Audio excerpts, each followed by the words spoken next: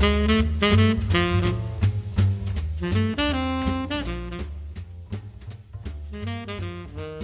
there, Tara. Welcome back on the show.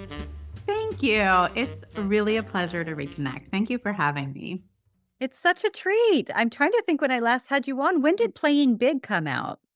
2014. We're just coming up on the 10th anniversary. Yeah. And in fact, I was just telling someone yesterday, so I'm doing this podcast tomorrow, and it's Kimberly Wilson. And we know each other from the early blogging days when it felt like everyone who was writing about personal growth on the internet knew each other. Like everyone. It was like, these are the 30 people doing this. And it was such a sweet time. And I really treasure those connections from like the blogging days that we all grew up in, those of us who were around then.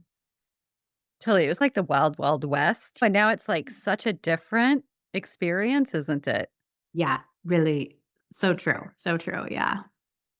So, my first question, and this is really like a big one that we jump into the deep end. So, how has your perspective on life changed as you've entered midlife? No big deal. Yeah. Yeah. I loved seeing this question when you sent it over. And I just first want to say, I'm so glad you're asking that question and doing this series because I feel like a lot of what I see around women and midlife, like the content that's out there, is very focused on physical health and sort of the physical aspects of what changes. But I do feel like my perspective really changed. And I don't know that we talk about that enough.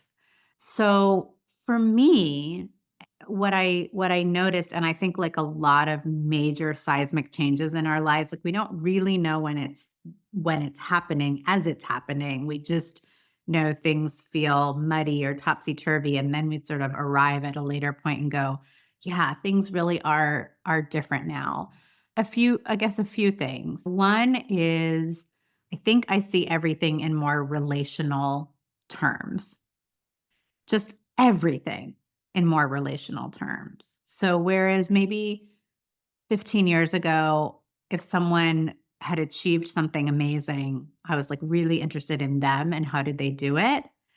And now I'm much more who was around you and like who was seeding things in you, planting things in you, and who was nurturing you, and what's the context that gave rise to this.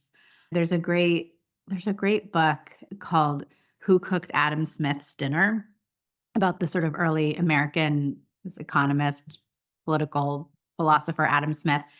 And this feminist writer is basically saying, while you're so busy, Adam Smith, like writing about self-determination and individualism, like your mom was taking care of you and cooking you dinner every night, which was how he lived his adult life. So yeah, just seeing everything in more relational terms. And then I think the other thing that is maybe it's partly growing older. I think for me, it was also a big lesson of motherhood is that I'm much more interested in like the glory of things as they are than in changing things. And we can talk about this maybe more through the conversation because there's lots of ways it has implications. But I now think of life as like these two energies, and I call one of them go forth energy, which is like, I'm going to make something and I'm going to travel somewhere and I'm going to grow and develop in this way. And then the other energy is right here energy, which is just what's already here. What does it mean to savor something? What does it mean to appreciate it? What does it mean to just be like reverent to the life spark in it? And I think our days and our lives really need a balance of both energies. And I think our culture and a lot of us individually are very tipped in the direction of go forth energy. How have you found the balance? I mean, especially being a mother of three children and producing work, obviously, creative work in the world, partnering, all these things, right? So, how have you learned? I mean, one thing I'm finding as I talk to people in midlife is we just don't have the energy we used to and the brain fog and whatnot. So, but for you, I'm curious, what is helping you tip the scale a little bit or to find more balance? Yeah. I find certainly parenting helps me bring more right here energy because you can make parenting into a go forth project. Like you can make a project out of your kids and make them try and become something. And you can see every day as a chance to get them to improve in some way or to change their behavior. I would call those all go forth styles of parenting. But I think my philosophy has been like that the main thing kids need is to really be very cherished for who they are now and to have adults around them who trust their organic process of growth, or who trust when they have tears that those tears are valuable, or who trust when they have anger that the anger has a place. So parenting for me actually has brought more of that into my life, just because to sort of be the parent I want to be, it requires a lot of going, just wow, look at you in this joyful moment. That's beautiful. Or wow, there's some tears that need to come out now. Okay, let's hold space for them and not try and do anything about any of it. So that's part of it. And then at times when I have the discipline, like I'll also try to have a Sabbath type practice where for a 24-hour period in the week, I don't try to change or make anything, basically. So it's been interesting. I could go on my phone to read a book during that time, but I wouldn't go on my phone to make a purchase. Or I wouldn't go on my phone to schedule something, because that's all that energy of creating in the world. And I find I'm sort of taking from traditional religious ideas that that's a good balance. Have your 6 days where you're creating in the world, have your periods of pause within those, but give yourself 6 days where you're able to make and produce, and then really be disciplined about trying to experience a 24-hour period where you just need to savor and celebrate life as it already is. I love that. It's so important. It's so important. It's so hard to do, I think, in this day and age. So I love that you're making that a priority. Yeah, and I don't always like I go through phases where I have more willingness and openness to it, and then others where I don't, but I really believe in it, and I whenever I can find the willingness, I do it. And it's so rejuvenating, and it pays off. I mean, even I don't think productivity should be your measure, but even if it is your measure, you come back after that 24-hour period so fresh and so renewed and so able to see things clearly in a bigger picture way. Yeah, which is critical. Yeah. Yeah. And so I'm curious too from your creative practice, because as we started recording, or before we started recording, we were just talking about like creative journeys. And I think back of coming to your home in 2013 on the Tranquility tour. And I don't even think Mm. you were pregnant. You didn't have any children Yeah. yet. Yeah. I was Yeah. pregnant with my first. Yeah. My oldest. I remember your partner was like, they're hanging twinkle lights in the living room. Really? Of course they are. What else would they be I doing? mean, right. So funny. But thinking of your creative journey and where you are now, and with the 10-year anniversary of Playing Big, what Yeah. have you noticed over these years? And have you incorporated new hobbies or new things? Or do you feel like, no, I'm just like really trying to stay focused?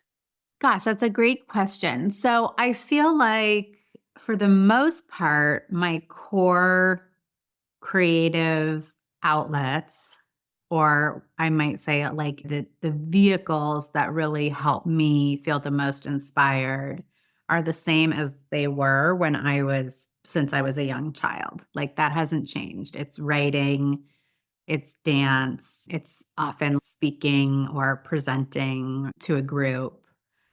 And that's kind of it. And things that didn't appeal to me when I was younger don't really appeal to me now, like learning a musical instrument or becoming a runner. So I do feel grateful that there are these lifelong things that I feel like I got and I'm holding on to. And at the same time, I would say I'm a little more open to things in nature than I used to be, just by virtue of where we live now and our lifestyle. And maybe, if anything, just what's evolved creatively is I just trust my process a lot more. And that feels like a really nice thing I earned over through these years. And a nice part of midlife is like when writing is happening, when ideas come, I just know there's going to be messy phases, there's going to be clunky drafts, there's going to be mysteries, and none of that kind of makes me fundamentally question what I'm creating. So that feels nice. Like the process feels routine enough. And sometimes where I still struggle and get thrown off is like other people, not readers' voices, but sometimes when I'm interfacing with publishing industry people and they're skeptical whether something's commercial or it's not landing with them or it feels too woo woo for them. That can still rattle me a little bit in my connection to my own voice. So always more work to do. Yeah, yeah. It's funny, just as you were talking, I was like, I wonder if she's thought of spinoffs. I'm sure you have, but playing big parenting or playing big, I don't know, relationships. I don't know. Have you thought about that? Yes. Yeah, well, a little bit, but Yeah. I guess I am. So I've been working on a new book and it's much more about our relational life and tools for relationships and what does it mean to love well and how do we heal from hurt and what does it mean operationally to really cherish our loved ones. So it's all of that. And yeah, I guess I feel more drawn to like there's a lot of topics I want to cover in my career. And so I feel more drawn to that. And then I'm glad that Playing Big is still like making its way in the world and reaching new people. And it feels like that kind of it carries itself as it continues on. So it's reaching many of the groups that you're mentioning in its own way. Yeah. Right. Yeah. Yeah. No, I love that. And it's nice to know what you're working on too. So thank Yes. you. Yes. Thanks for asking. Of Yeah. course. The next question I have, and this is just around for you, and I think I can't imagine how you do it with three children, but grounding and self care practices. I Yeah. think it's so hard for people in this day and age to be grounded, especially. I love your Sabbath, your digital kind of detoxing of sorts. So that's clearly a practice. And what kind of dance is it you do? Oh, I do all kinds of things. So I grew up doing modern dance. I still love Okay. that.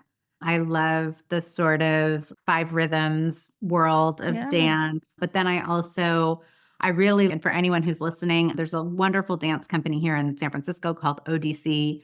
And they have a very accessible class that's also meant to be a fitness class, but it's dance oriented. It's called Rhythm and Motion. And they have all these great class videos on YouTube because they went on YouTube during the pandemic. So I'll often do that just from home because it's fast. Yeah. And I love Latin dance too. I've taken some Latin dance and just love that. And there will be a stage in my life where I can make it out of my house to salsa lessons and things in the evening, and I will, but that stage is not right Right. now. Right. So no ballet. You don't do ballet. I don't really do ballet. Yeah. Yeah, that's a little bit structured for my flavor. Yes, Yeah, yes. yeah. Very structured. Yeah. Yeah. So besides the kind of getting into nature, the Sabbath, the dance, like what are some other Yeah. practices that you found quite helpful in Yeah. So midlife? I try in the morning, like when I first wake up, first thing when I open my eyes, I try to just do a couple minutes of some kind of prayer or intention setting and just really sort of thinking about the day ahead. Okay, how I don't want to run this day from my ego basically, but let me just feel the energy of life right now and the energy that created all of this. And I might think about the earth as a whole a little bit, just see it to really try and source that in my day and be humble through my day. Like, I want to be listening for the voice of spirit or whatever we'd call that, love. So it's like a surrendering of my will for the day or saying I want to work in partnership with that energy. So that can happen in 2 or 3 minutes. It's a really powerful setup for the day. I always remember Marianne Williamson used to say, and in her In Course in Miracles terms, it was the Holy Spirit, but she would say, all the Holy Spirit asks is for 5 minutes of your time in the morning. Like just giving it that will transform your whole day. And of course, it's wonderful if you can meditate for 20 minutes or whatever, but 5 minutes of really redirecting your intention. So I do that. That helps a lot at the beginning of the day. Definitely movement is critical. And I also do some strength training and stuff like that. And then at the end of the day, I will always do a gratitude list. And then I also make a list of things I'm like surrendering control over.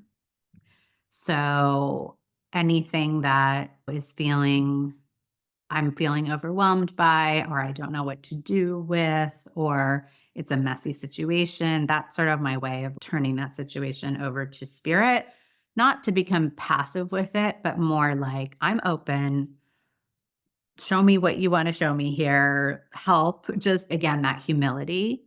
So I think some of those are the rituals that really ground me. The other thing I'll often do in the evening is just notice, is there anything that happened today that needs like a repair or an apology that I need to make? Was I curt with a team member because I was stressed, or did I really go off track with something with my kids that I want to come back to them and say, "Hey, I'm sorry I reacted that way." So I love that because then those things don't accumulate and create guilt or denial or self-criticism. So I think that's really important too. And it makes me think of, I think it's Gottman's 6 magic hours, and 1 hour that you're supposed Mhm. to spend with your partner a week is a state of the union of sorts. Like, how are things? Is there anything we need to shift or pay attention to or delegate? And I love that because it's like you do that on a daily basis, which is so smart of just like checking Mm, in and yeah. recognizing what feels Yeah, unrepaired for me. exactly. Yeah. Exactly. Yeah, what feels off, and yeah, it's so important because we're all moving at a speed, I think now, that if you don't ask, you probably won't notice things that feel a little subtly off or just dissonant, but you just keep going. Right, right. And how do you notice when something feels off? Do you feel it in your body? Do you notice, like, I don't know, an urge or just Yeah, like, I notice it'll keep me from, I mean, I'm pretty sensitive. So I could have one minor conflict with someone in my life and I won't be sleeping until I feel good about the resolution. So that's pretty easy to notice. It's if I'm arguing with you in my head at 3 a.m., that. So sleep, if it pops up when I ask myself that question at the end of the day, for sure. Like sometimes I'll be like, oh yeah, that situation. And then the other thing would be like, I pretty quickly will eat unconsciously if something isn't working. So if I have an experience during the day where I'm like, oh, like I thought I was putting the almonds in the salad and now there's no almonds here, but they're not in the salad. And then I realized what just happened was I was eating the almonds while I was replaying a situation in my mind, staring out the window. That's a good indicator to me that I'm actually in a kind of fight or flight about something. Like it's really impacted me enough that I'm going unconscious when I think about it and I'm doing like a self-soothing basically. That's, oh, I need better tools then for help with that situation. yeah, it's like the mindlessness of eating, which is such a and scrolling, right? There're just so many things that we do without really thinking through, and I love that. So it's okay. The almonds are gone. I guess they're in my belly. I don't really remember it happening. How can I pay more attention in the moments? Yeah. And if the way I'm interacting with this person or with not raising this difficult conversation, if it has gotten to that level where it's causing me to go unconscious and like self-soothe while I'm thinking about it, then yeah, I definitely need to like consciously deal with that situation and make a shift because what's happening is clearly like stressing my system more than I Right. want. Yeah, without me even maybe consciously realizing it. Yeah, Yeah. great Yeah. example. What's been the biggest surprise for you with regard to midlife? Is there anything, I mean, for me, it's like brain fog, Yeah. inner energy, injury. So I'm just curious for you, what has been like, Well, hmm, I think there's like the fundamental shock that I too am part of the human family and I'm going to age. Like I think that it's always like that one is like what's happening for other people. And I saw a headline recently that said that researchers have been uncovering that we don't actually age in a like linear fashion where it's gradual and the same each year, but that there are basically these like years of a bunch of aging things happen together. And they named, I think, 45 and 60 or, and so I just passed through that 45 period. And I think I really experienced that where like up until that point, I was like, I don't really know what anyone's talking about. Like my energy's good and I don't have any weird injuries and I'm not really even seeing wrinkles. And And then all of a sudden, it was like, "Oh, my face looks different. Things are changing. I have knee pain during workouts. I don't like to sleep out of my own bed." Like, just all of these things. And even just yeah, just like slowing down in certain ways where I'm just like the things I appreciate and want to go do, or more places seem crowded to me. Like my friend the other day said, "We can't go to that restaurant. It's noisy." And I was just like, "Oh my God, here we go."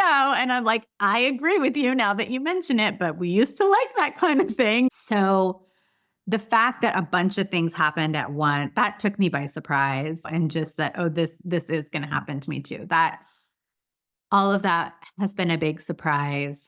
Probably that. Yeah.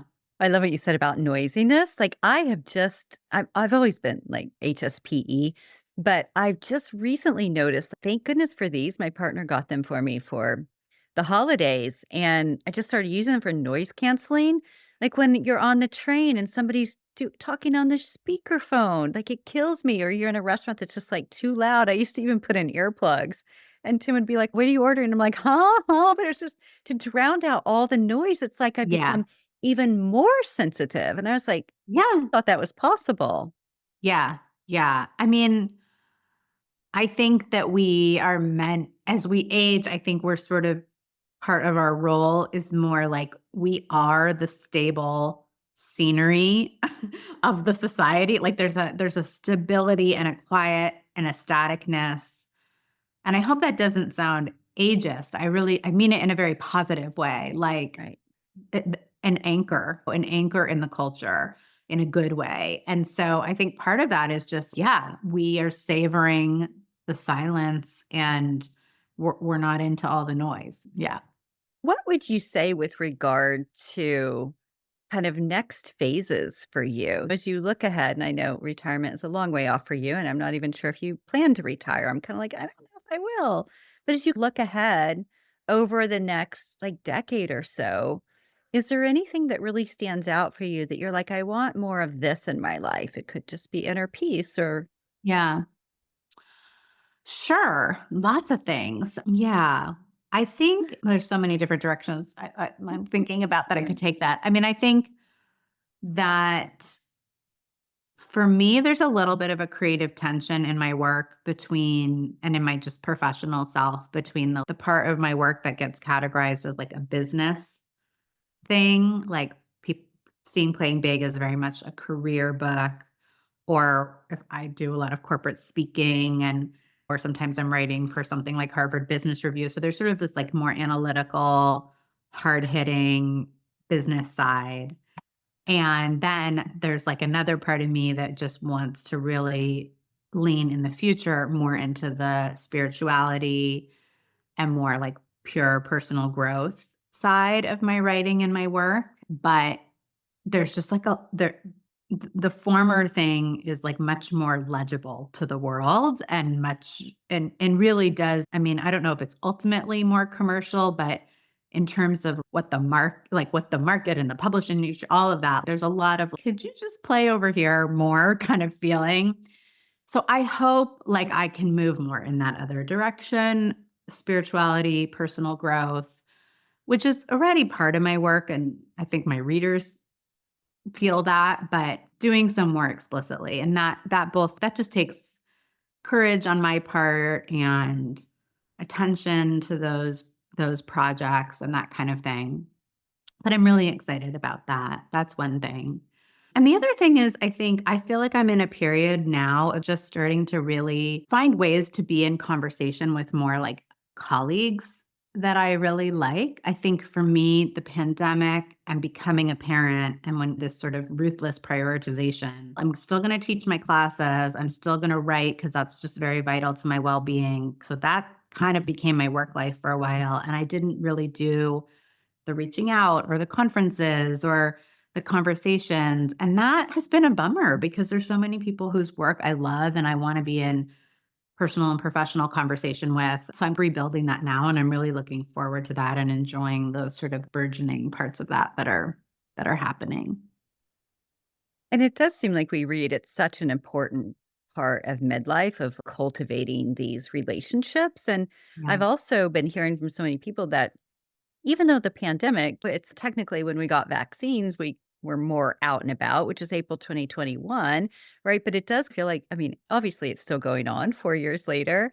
And I think it's been hard for a lot of people to reentry, especially if they shifted to work from home. I mean, you could be in your home and Right. not leave for days.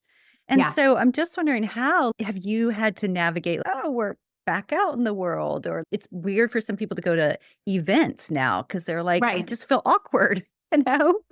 Yeah, I mean, I love it when I do it, but I would say we're still in the stage where we're still having a lot of firsts with that, where it's like, oh, this is the first time we're back in a big, big theater, or even just realizing, wait, our kids haven't been to a movie theater because that's not a big mainstay of our lives.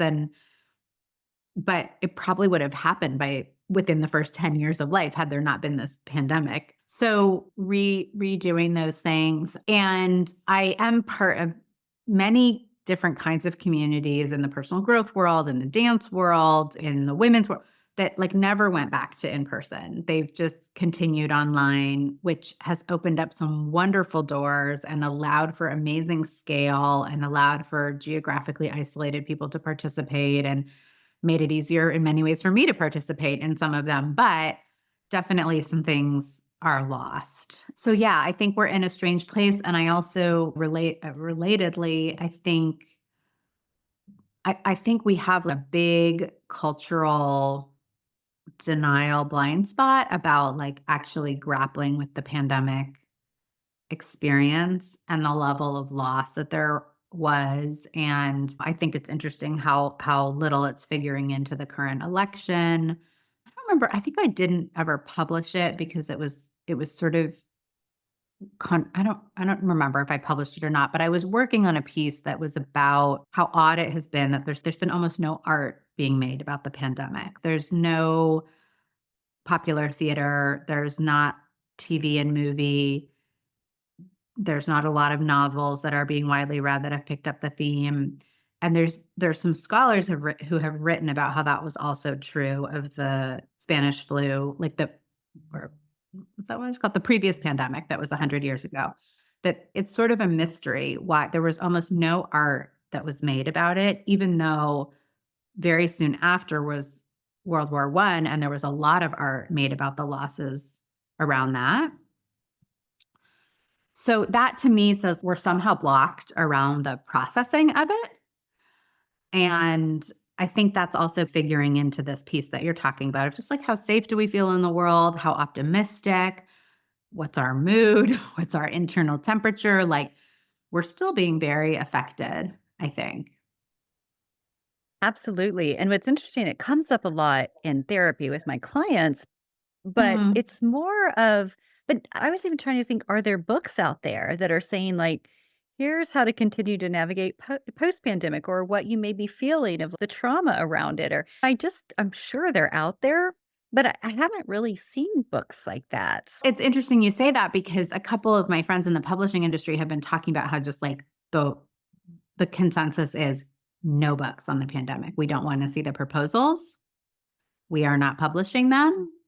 People are sick of it. They don't want to read about it, which who knows if that's accurate or not, but that's why we're not seeing them. There's a sense of, and similarly, a friend of mine in PR was saying like she remembers when all of the TV producers in the middle of the pandemic were just like, no more pandemic stories, no more pandemic pitches.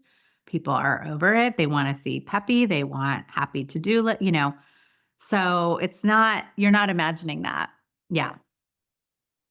Yeah, it's funny. It's like over it, but over in what way? We're just tired of talking about it, but we're still processing so much from it. And like, when will the data come out on how this has really affected us, right? Right. Psychologically. Right. Totally. Totally. Yeah. Yeah. It's very hard to get perspective on when we're in it, but I think we still could be doing a much better job, like looking at it and moving through it. And this is part of also in the new work that I'm writing about. Part of it is about what is the difference between moving on from something versus healing from something.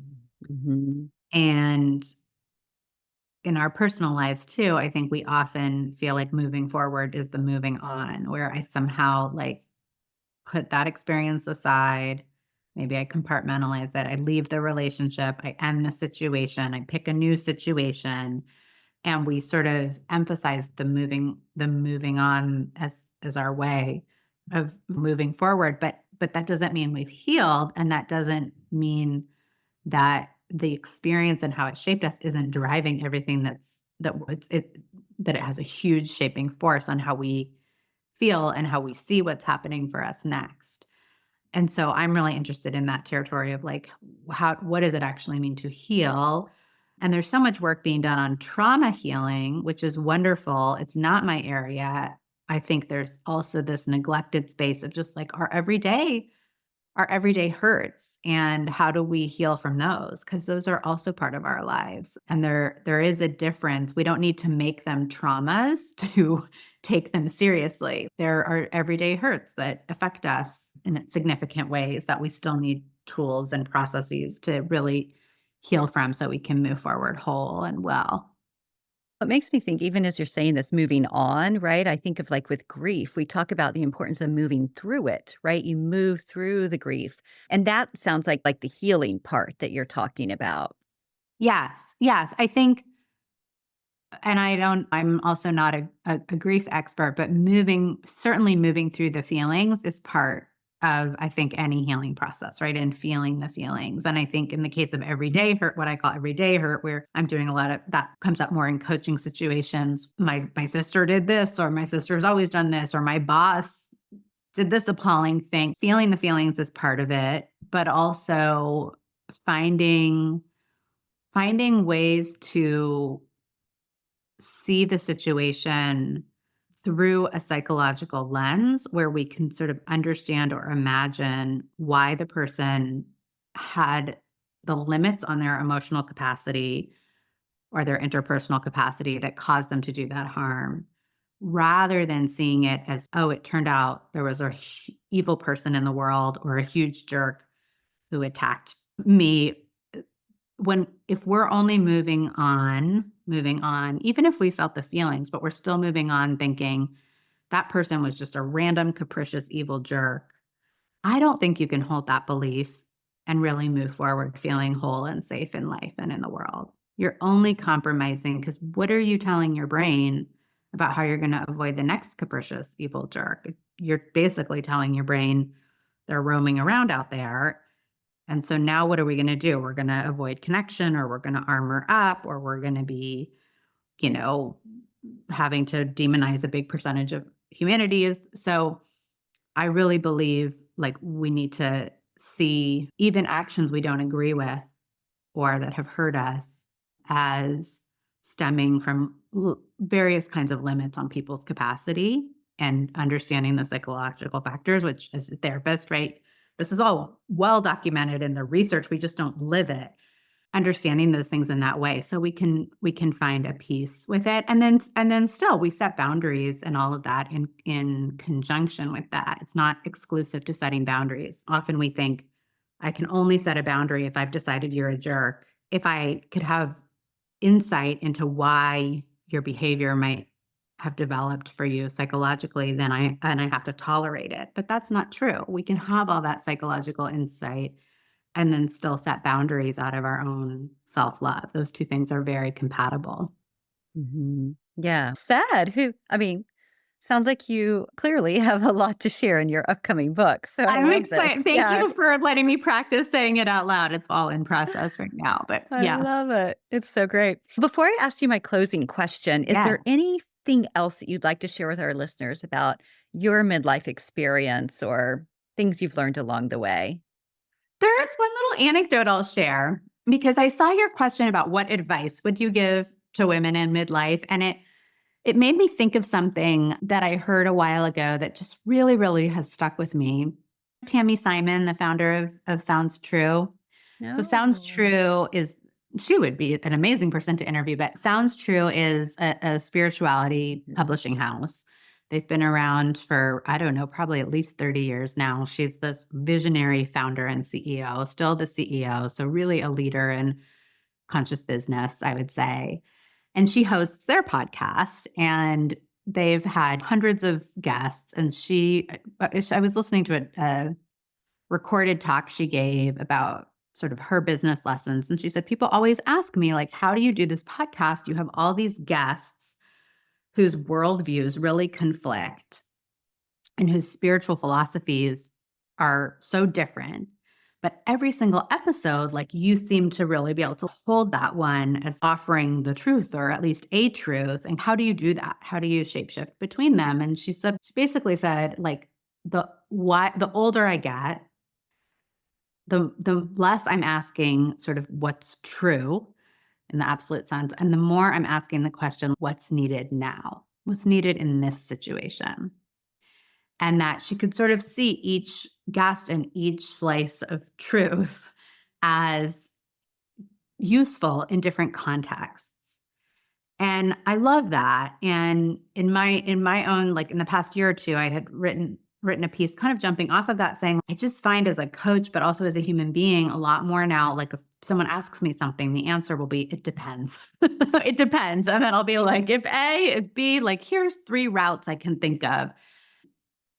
So this sort of sense that loosening of looking for the answer or the truth, and like different tools and frameworks and philosophies and interventions and practices are useful for different people or for any person in different situations. Like that just feels like a real hallmark perspective of midlife and beyond to me. So that's what the last thing I wanted to share. I like that. Yeah, that's great. No, I definitely know sounds true, but I didn't know her. I'll have to look her up. Thank Yeah. you. Yeah. So my last question for you, Tara, and this is the one that you've been asked many times, is the name of the podcast, Tranquility du Jour. And so I know we talked a bit about some of your grounding practices, but how are you infusing tranquility into midlife or into your everyday practice of being a Mm. human? Yeah. All those practices we talked about for sure is tranquility to me. And the other thing I guess I would say is maybe now more than at any other phase in my life, just like kindness and love brings tranquility. Because if I'm doing that, then A, things tend to go in a more tranquil way. And B, like I feel clear in my own conscience of how I dealt with whatever situation. So I'd add that too in terms of just a way of being like just humans first, connection first, kindness first, and then sort of whatever else happens is okay. Beautiful. So well said. I mean, obviously you are writing a book about this. So it's so great to see it woven in throughout of just what's really top of mind for you. And yeah, kindness Yeah. goes a long way. Yeah. Yeah. Yeah. Thank you. Thank you for the thoughtful questions and for doing this series. I look forward to listening to some of the other conversations too. Absolutely. Such a treat to see you again. And thank you so much for being on season 2. Thank you.